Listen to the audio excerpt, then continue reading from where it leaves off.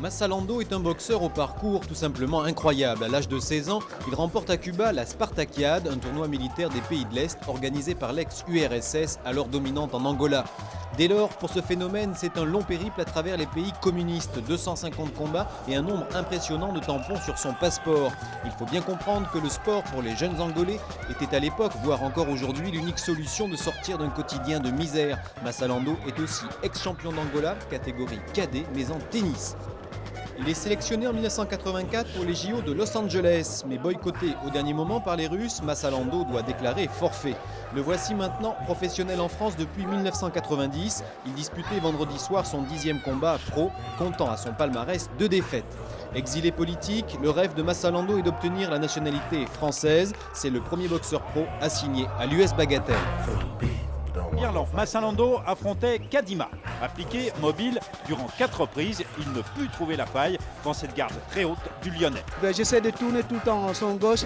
Et là, j'ai eu un peu de fatigue au 5e, au 6e un peu. Et je me suis remonté vers le 6e et 7e, non, mais 8e à peu près. Et surtout, c'est les jeux de jambes qu'il me faut gagner. Gagner, bien sûr, c'est le but quand on monte sur un ring, mais pas quand on croise les gants avec Birlan Massalando, plein de certitude et mort de faim. Ce combat prévu en 8 reprises n'ira pas au bout. Dès les premiers échanges, Guéroise est surpris par la vélocité de son adversaire. Massalando danse, avance, frappe, Guéroise, styliste, esquive, mais encaisse.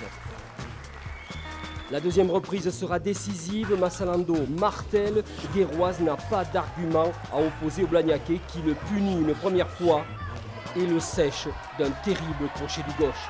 Je me suis dit, donc, il faut que je travaille mon point fort, donc c'est la rapidité et d'essayer de toucher l'objectif. Deuxième attraction de cette soirée, le duel Birlan-Massalando contre le Roumain Stéphane Iliès. Là, l'histoire n'est plus la même, ce n'est plus une démonstration, ce sont des professionnels sur le ring. Et quand boxer, c'est son boulot, on ne perd pas de temps, on frappe.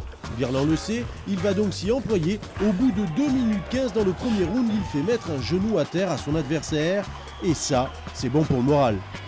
Là, je sentais que bon, j'ai encore le frappe parce que quand même, ça fait 1 an que je n'ai pas mis le gant. Coup de butoir, coup de massue, Iliès vacille, mais tient encore debout.